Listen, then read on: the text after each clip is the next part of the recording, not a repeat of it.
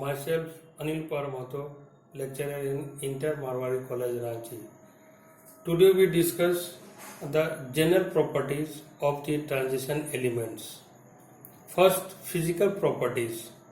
Nearly all the transition elements display metallic properties such as high tensile strength, ductility, malleability, high thermal and electrical conductivity, and metallic luster. Except zinc, cadmium, and mercury and manganese, other metals have one or more typical metallic structure at normal temperature. And these structures are the lattice structure of transition metals. This scandium, ytterbium, lanthanum, titanium, zirconium, hafnium, vanadium, niobium, thallium, chromium, molybdenum, tungsten, manganese, फिर radium, iron, ruthenium, osmium,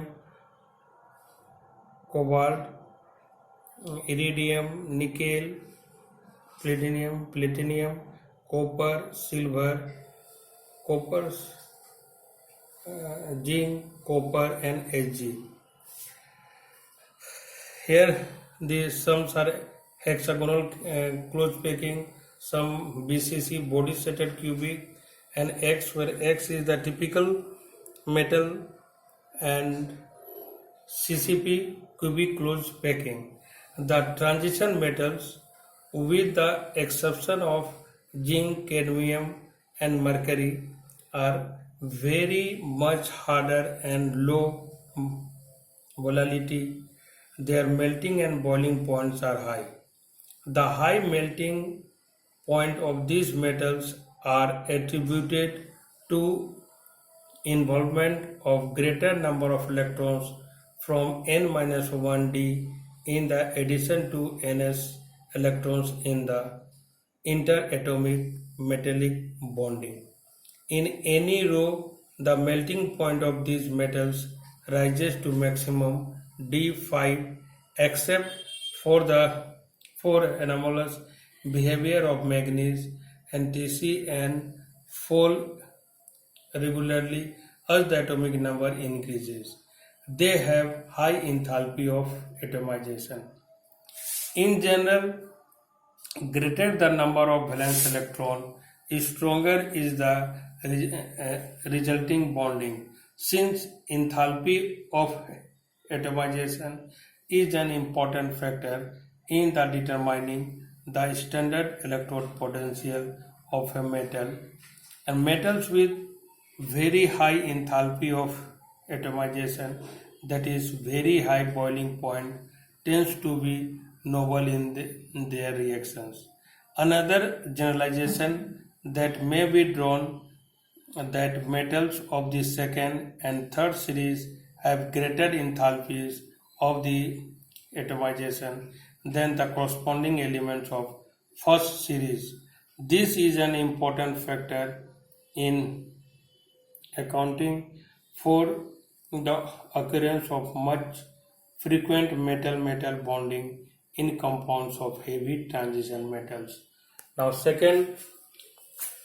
next is atomic and ionic size. In general, ions of same charge in a given series show a progressive decrease in radius with increasing atomic number. This is because the new electron enters a d orbital each time the nuclear charge is increases by unity, and shielding effect of d electron is not effective. Hence, net electrostatic attraction between the nuclear charge and outermost electron increases and ionic radius decreases. This same trend is observed in the atomic radii of a given series.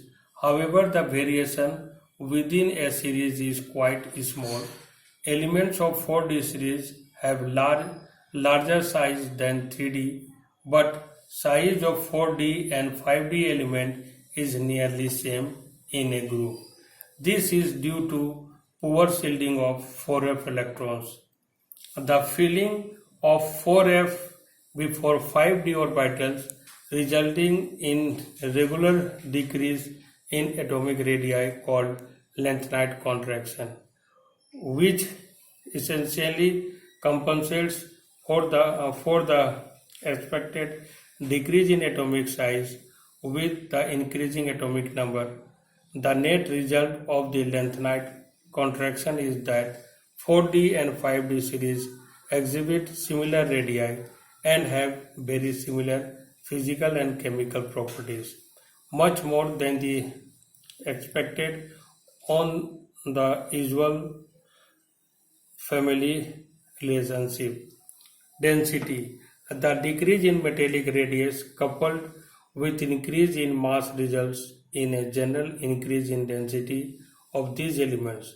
Thus, from titanium to copper, the significant increase in the density may be noted. Thank you.